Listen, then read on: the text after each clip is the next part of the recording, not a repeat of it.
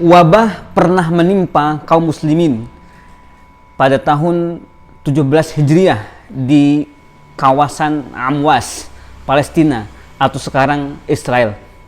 Saat itu puluhan ribu pasukan kaum muslimin yang dipimpin oleh Abu Ubaidah ibn Jarrah diserang ta'un, wabah yang mematikan.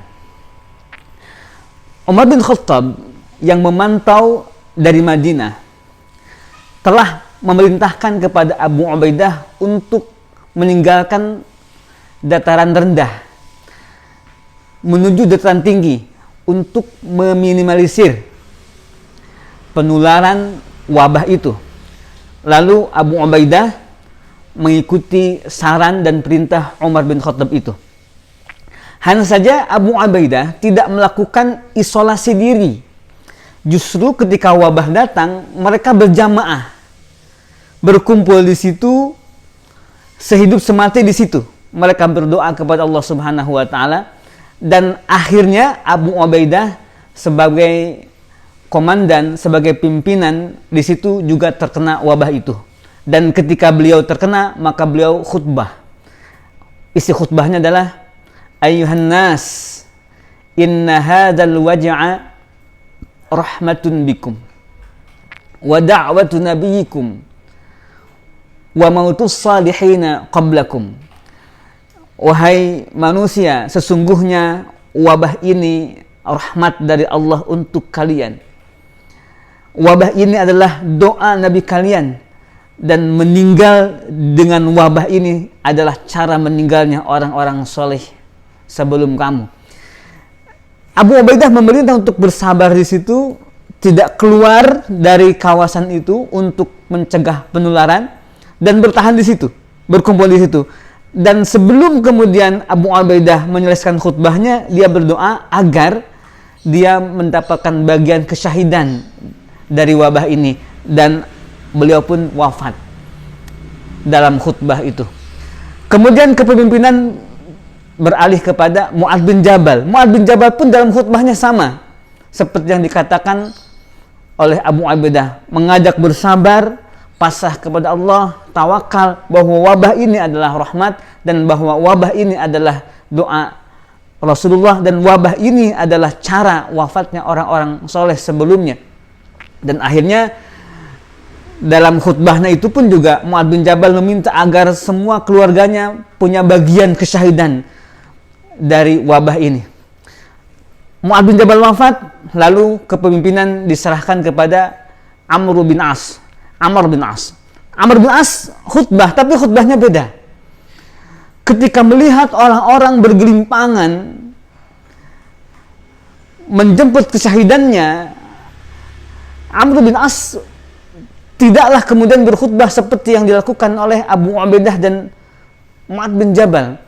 Dalam khutbahnya, Amr bin As mengatakan, Ayyuhan nas, inna hadzal waj'a idza waqa'a ishti'alan nar fatahassanu minhu fil jibal. Kurang lebih begitu.